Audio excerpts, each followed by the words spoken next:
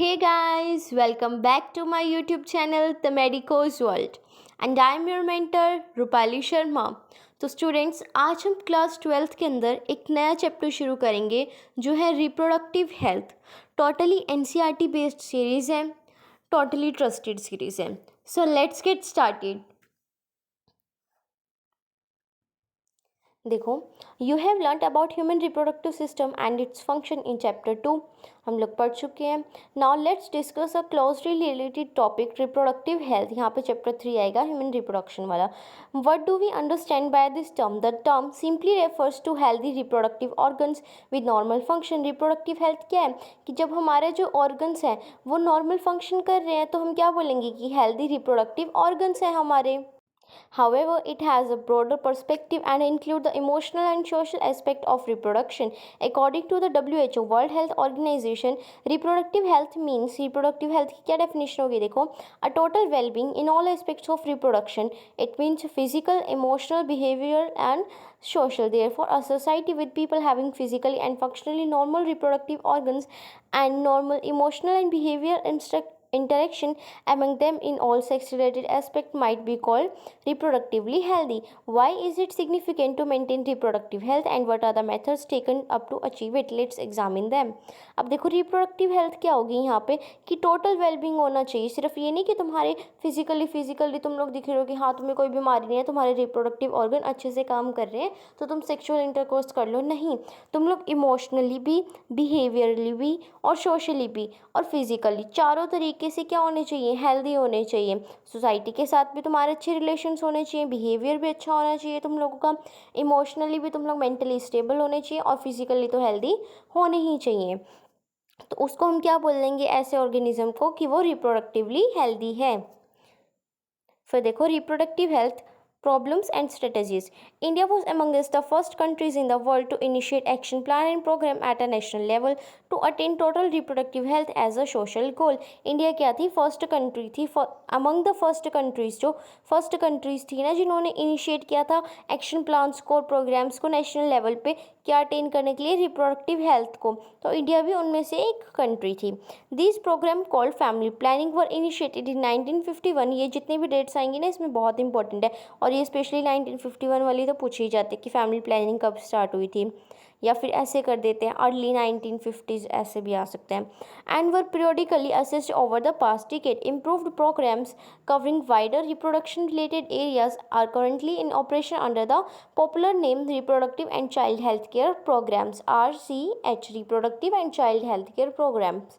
अब जो ये फैमिली प्लानिंग के हैं जितने भी प्रोग्राम्स हैं या फिर रिप्रोडक्शन रिलेटेड एरियाज हैं, इन सबको एक ऑपरेशन, एक कॉमन मतलब गोल के अंदर रखा गया है। एक कॉमन है जो हमारी क्या है, पॉपुलर नेम क्या है उसका? Reproductive and child health care, RCH programmes.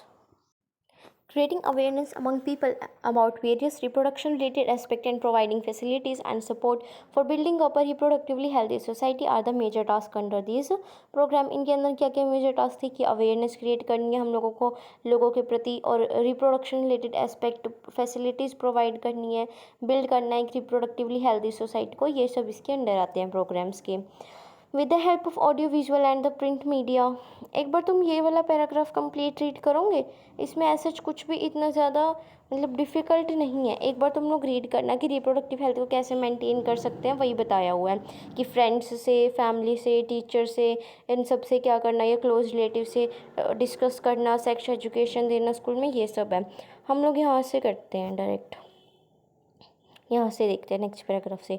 Successful implementation of various action plan to attain reproductive health require strong infrastructural facility, professional expertise and material support. These are essential to provide medical assistant and care to people in reproduction related problems like pregnancy, delivery, STD, abortion, contraception, menstrual problem, infertility, etc.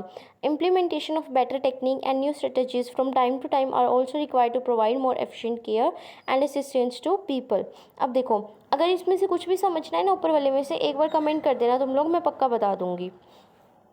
तो यहाँ पे क्या बोला है कि जो हमारा implement हम कर रहे हैं ये सारी चीज़ें इन एक्शन प्लान्स को, ये सक्सेसफुल कब होंगे, जब हम एक रिप्रोडक्टिव हेल्दी सोसाइटी बना पाएंगे, जो हम अच्छी फैसिलिटीज़ हैं वो प्रोवाइड कर पाएंगे, प्रोफेशनल एक्सपर्टाइज देंगे, बड़े बड़े डॉक्टर्स होंगे, मटेरियल सपोर्ट होगा, मतलब दवाइयाँ वगैरह प्रोवाइड कराएंगे हम लोग अच्छे तरीके से, और रिप्रोडक्टिव हेल्थ रिलेटेड प्रॉब्लम्स जैसे कि प्रेगनेंसी वाली जो वीमेंस हैं, डिलीवरी, एसटीडी, ये सब जितनी भी बीमारियाँ हैं इनको अच्छे से ट्रीट कर पाएंगे, बेटर टेक्निक्स प्रोवाइड कराएंगे, न्यू स्ट्रेटजीज बनाएंगे टाइम टू टाइम, ये सब देंगे ताकि एफिशिएंट केयर हम लोग दे सकें। अब क्या, statutory ban on amniocentesis.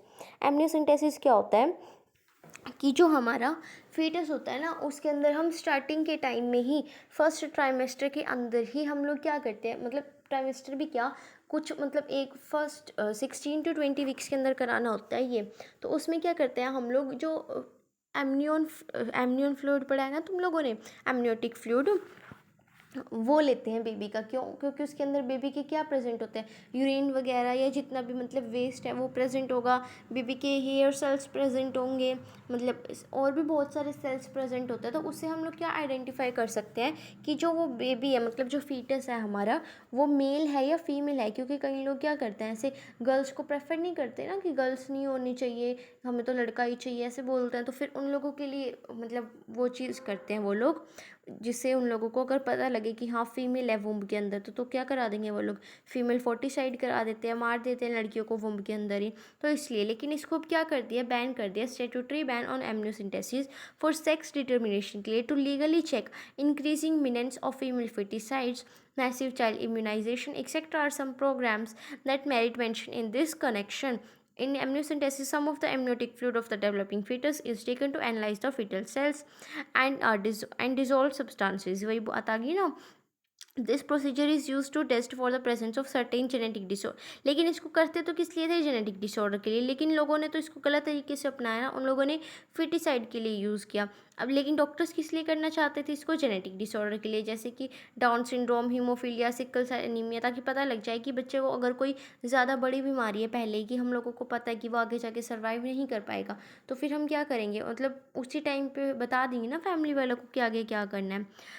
Research on various reproduction related areas are encouraged and supported by governmental and non-governmental agencies to find out new method and or to improve upon the existing ones. Do you know that सहेली क्या होती है, एक oral contraceptive pills होती है ये females के लिए, वो developed by the scientist at CDRI Lucknow, central drug research institute. ये भी कई बार आ जाती है जो फुल फॉर्म है CDRI की इंडिया के अंदर। Better awareness about sex-related matters, increased number of medically assisted deliveries and better postnatal care leading to decreased maternal and infant mortality rate, increased number of couple with the small families, better detection and cure of STD, and overall increased medical facility for all sex-related problem, etc. all indicate improved reproductive health of the society. यहाँ पे क्या बोला कि better awareness होनी चाहिए किसके प्रति, sex related matter के, increase number of medically assisted deliveries होनी चाहिए, कि जो भी डिलीवरीज हो रही हैं, जो प्रेगनेंसी वाली वुमेंस हैं उनकी जो डिलीवरी करा रहे हैं हम लोग, वो कौन करनी चाहिए, उन लोगों को जो एक्सपर्ट डॉक्टर्स हैं, प्रैक्टिशनर्स हैं, उनको करनी चाहिए, ना कि जो दाइज वगैरह होती है उनको करनी चाहिए। घर पे करा लेते हैं ना कई लोग, वो सही नहीं होती delivery. And better postnatal care देनी चाहिए, डिलीवरी के बाद वाली जो केयर है, लीडिंग टू जिसकी वजह से क्या होगा, डिक्रीज मैटरनल और इन्फेंट मोर्टेलिटी रेट, जो डेथ रेट है इन्फेंट का और मदर का, वो कम हो जाएगा। और जो कपल्स हैं विद स्मॉल फैमिलीज, वो इंक्रीज़ करना है हमें उनका नंबर, कि वो हम दो हमारे दो वाली स्कीम जैसे चली थी, कि हम भी दो हैं और हमारे बच्चे भी दो ही होंगे, तो स्मॉल फैमिली बनानी है, बेटर डिटेक्शन कराना और क्योर कराना है STDs का। फिर नेक्स्ट क्या है, नेक्स्ट है population stabilisation and birth control. यहाँ पे सिर्फ थ्योरी वाले हैं, जो ये कॉन्डम वगैरह हैं ये सब हम लोग नेक्स्ट क्लास में करेंगे, जो मेथड्स वगैरह यही आएंगे ज़्यादातर। यहाँ से तो इतने क्वेश्चन आते भी नहीं है, बस एक आधी फुल फॉर्म या फिर ये आ जाता है कौन से ईयर में क्या चीज़ हुई थी, कहाँ पे हुई थी, बस ये याद रखना। या फिर एक एमनियोसेंटेसिस इंपॉर्टेंट है, बाकी तो ऐसा कुछ भी इंपॉर्टेंट नहीं है, एक बार रीडिंग ले लेना जस्ट। देखो, in the last century An all-round development in various fields significantly improved the quality of life of the people. However, increased health facility along with better living condition had an explosive impact on the growth of population. The world population which was around, अभी population याद रखना कौन सी year में कौन सी थी, which was around 2 billion यानी कि 2000 million in 1900 rocketed to about 6 billion by 2000.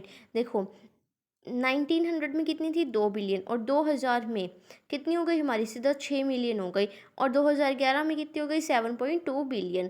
1900 में कितनी थी हमारी 2 बिलियन, 2000 में कितनी हो गई 6 बिलियन, 2011 में कितनी हो गई 7.2 billion. A similar trend was observed in India to.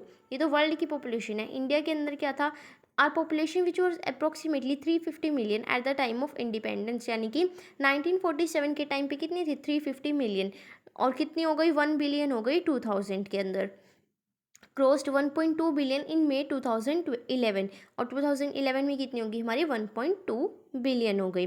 A rapid decline, एकदम से डिक्लाइन आया किसके अंदर, डेथ रेट के अंदर, मैटरनल मोर्टेलिटी रेट के अंदर, एमएमआर इन्फेंट मोर्टेलिटी रेट के अंदर, एज वेल एज इंक्रीज हो गया क्या, जो नंबर ऑफ पीपल है रिप्रोडक्शन एज के अंदर, जो टीनेजर्स है वो बढ़ गए, जो आईएमआर है और एमएमआर है मतलब डेथ रेट कम हो गया। वो क्या हुआ, प्रोबेबल रीज़न है इसके लिए कि इतनी ज़्यादा पॉपुलेशन क्यों बढ़ी हम लोगों की, क्योंकि डेथ रेट तो बिल्कुल ही कम हो गया, और जो रिप्रोडक्शन वाले एज के पीपल है वो बढ़े ही जा रहे हैं, बढ़े ही जा रहे हैं। द हुआ reproductive child health program RCH, though we could bring down the population growth rate, it was only marginal. उसके मतलब जो RCH प्रोग्राम चलाया उसके थ्रू भी कुछ मार्जिनल थोड़ी सी पॉपुलेशन ग्रोथ रेट जो है वही कम हुआ था। अकॉर्डिंग टू 2011 सेंसस रिपोर्ट, जो पॉपुलेशन ग्रोथ रेट था वो कितना था, लेस देन 2% था, यानी कि 20 लोग क्या थे हमारे पैदा हो रहे थे 1000 के ऊपर पर ईयर, एक ईयर के अंदर। A rate at which are population could increase rapidly, यानी कि जल्दी जल्दी बढ़ रही थी, जो हमारी पॉपुलेशन थी रैपिडली बढ़ रही थी। Such an alarming growth rate could lead to an absolute scarcity of even the basic requirement. अब इतनी ज़्यादा पॉपुलेशन हो गई तो क्या हो गई, रिसोर्सेज की भी स्कैरसिटी हो गई, कम बढ़ गई, जैसे कि food, shelter, clothing, in spite of significant progress made in those areas. Therefore the government was forced to take up serious measure to check this population growth rate. अब इतनी ज़्यादा पॉपुलेशन बढ़ गई तो गवर्नमेंट को कोई ना कोई एक्शन तो लेना पड़ा। The most important step to overcome this problem is to motivate smaller families by using various contraceptive methods का यूज़ किया जाने लगा, मोटिवेट किया जाने लगा स्मॉलर फैमिलीज़ को। You might have seen advertisement in the media as well as poster bills etcetera showing a happy couple with 2 children with the slogan हम दो हमारे दो, V2R2। ये स्लोगन्स लगाए जाने लगे, एडवर्टाइजमेंट निकाली जाने लगी मोटिवेट करने के लिए लोगों को। Many couples, mostly the young urban working one, have even adopted a 1 child norm. जो यहाँ तक कि जो अर्बन लोग थे, यंग थे और वर्किंग थे, उन्होंने तो 1 चाइल्ड नॉर्म का भी यूज़ किया, एडोप्ट कर लिया कि हम सिर्फ एक ही बच्चा पैदा करेंगे। Statutory raising of marriageable age of the female to 18 years. Marriage की जो एज थी फीमेल की वो कितनी कर दी गई, 18 ईयर कर दी गई, और मेल्स की 21 कर दी गई। और incentives given to couple with small families are 2 of the other measure taken to tackle this problem. और क्या किया गया, स्मॉल फैमिलीज को प्रमोट किया गया। Let us describe some of are commonly use contraceptive method which help prevent unwanted pregnancies. अब क्या क्या हमारे कैरेक्टरिस्टिक होने चाहिए एक अच्छे कॉन्ट्रासेप्टिव के, वो बताए हुए हैं। An ideal contraceptive should be user friendly होना चाहिए, यूजर को कोई दिक्कत तो नहीं होनी चाहिए उससे, नहीं, ईजिली अवेलेबल होना चाहिए, इफेक्टिव होना चाहिए, रिवर्सिबल विद नो और लिस्ट साइड इफेक्ट होने चाहिए, रिवर्सिबल होना चाहिए कि जब चाहे हम उसे उतार के रख दें आराम से, या तो बिल्कुल ही नहीं साइड इफेक्ट होने चाहिए, और अगर हैं भी तो एक आधा ही हो बस। फिर क्या, it should also in no way interfere with the sexual drive या डिज़ायर और the sexual act of the user. जो सेक्शुअल इंटरकोर्स करे उसके साथ भी कोई उसकी दखलंदाजी नहीं होनी चाहिए, सेक्शुअल इंटरकोर्स आराम से हो जाना चाहिए। A wide range of contraceptive method are presently available which could be broadly grouped into the following categories, namely natural या traditional, barrier method, IUDs, intrauterine device, oral contraceptive, injectables, implant, surgical method. ये सारे हमारे क्या हैं, contraceptives हैं, जिनको हम और डिटेल में पढ़ेंगे नेक्स्ट क्लास में। तो आज हम यहीं तक करेंगे, जो हमारे मेथड्स हैं कॉन्ट्रासेप्शन के वो हम नेक्स्ट क्लास में करेंगे। तो please like, share and subscribe my YouTube channel and don't forget to comment positive vibes. Keep loving, keep supporting, stay tuned. Thank you so much.